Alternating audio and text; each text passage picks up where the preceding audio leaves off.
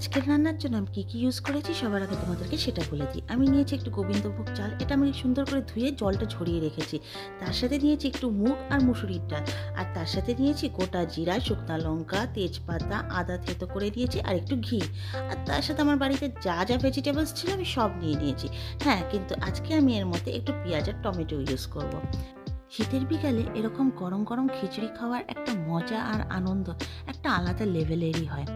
সবার প্রথমে আমি তেলটা গরম করে নিয়েছি। এই তেলের মধ্যে আমি একটু বেগুন ভেজেছিলাম, তাই তেলটা এরকম কালার হয়ে গেছে। আমি তেলের মধ্যে দিয়ে দিচ্ছি একটু গোটা জিরা, তার সাথে দিয়ে দিব একটু তেজপাতা, শুকনো লঙ্কা। এবার আমি তেলের মধ্যে সবার প্রথমে দিয়ে দিব হচ্ছে আমার কেটে রাখা পেঁয়াজগুলো দিয়ে তারপর আমি অল্প অল্প করে সব সবজিগুলো দিয়ে দিব। হ্যালো বন্ধুরা, দেবমিতা ভক্তা ব্লগসে তোমাদের সবাইকে স্বাগত। আশা করি তোমরা সবাই ভালো আছো। হ্যাঁ, আমিও ভালো আছি। আজকে চলে এসেছি একটা নতুন রেসিপি নিয়ে, ভেজিটেবল মিক্স খিচুড়ি। আশা করি তোমরা স্কিপ না করে পুরোটা দেখবে, আর দেখে যদি ভালো লাগে তাহলে প্লিজ একটা লাইক করতে ভুলবে না। আর যারা আমার নতুন বন্ধু আছো তারা প্লিজ আমার চ্যানেলটাকে সাবস্ক্রাইব করে দিয়ে আমার পাশে থেকে যেও। তাহলে দেখো আমার নতুন রেসিপি। এবার আমি প্রতিটা সবজি এক এক করে প্রতি 5 মিনিটের ইন্টারভ্যালে একটু একটু করে তেলের মধ্যে ছেড়ে দিচ্ছি। এই রেসিপিটার নাম আমি ঝটপট কেন রেখেছি জানো? কেন কি আমি কোনো কিছুই আলাদা আলাদা করে করছি না, সব একবারই আমি কড়াইতে দিয়ে দিচ্ছি। কড়াইতে দিয়ে তারপর আমি খিচুড়িটা রান্না করব। তার জন্যই হচ্ছে এটার নাম ঝটপট ভেজিটেবল মিক্স খিচুড়ি। কেন কি যাদের হাতে সময়টা খুব কম থাকে তাদের জন্য এইসব রেসিপি রান্না করাটা না খুব কঠিন হয়ে যায়, তাদের জন্যই এই রেসিপিটা।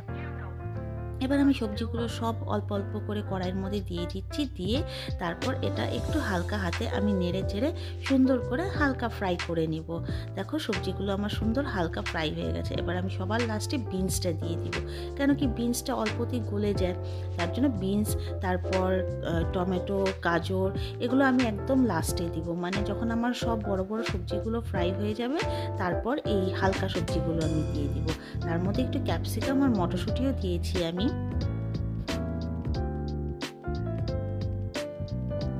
সবজিগুলো আমার সব হালকা ফ্রাই হয়ে গেছে। এবার এর মধ্যে দিয়ে দিলাম আমি যে আদা থেতো করে রেখেছিলাম ওটা। এবার আদা দিয়ে আবার একটু নেড়ে চেড়ে ওটার মধ্যে আমি দিয়ে দিলাম আমার ধুয়ে রাখা মুসুরি আর মুগের ডাল। ওটাও এবার আমি একসাথে এই তেলের মধ্যে ফ্রাই করে নেব। আমার ডালটা হালকা ফ্রাই হয়ে গেলে তারপর আমি হচ্ছে গোবিন্দভোগ চালটা এর মধ্যে দিয়ে দিব। গোবিন্দভোগ চালটা দিয়ে তারপর ওটাও আমি একদম সুন্দর করে ফ্রাই করে নেব, যেন আমার চালটা একদম ঝরঝরা হয়ে যায়।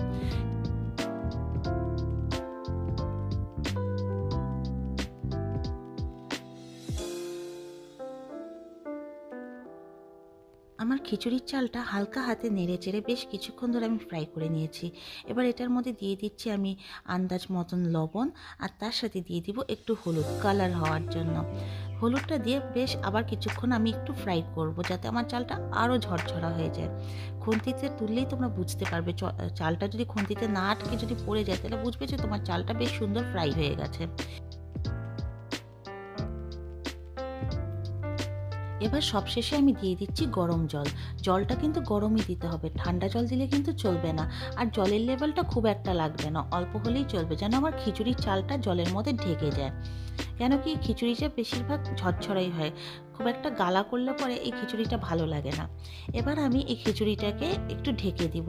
ঢেকে দিয়ে তারপর যখন আমার খিচুড়ির জলটা ফুটে যাবে তখন আমি এটার মধ্যে যে কাঁচা লঙ্কাগুলো চিড়ে রেখেছিলাম ওটা উপর দিয়ে দিব।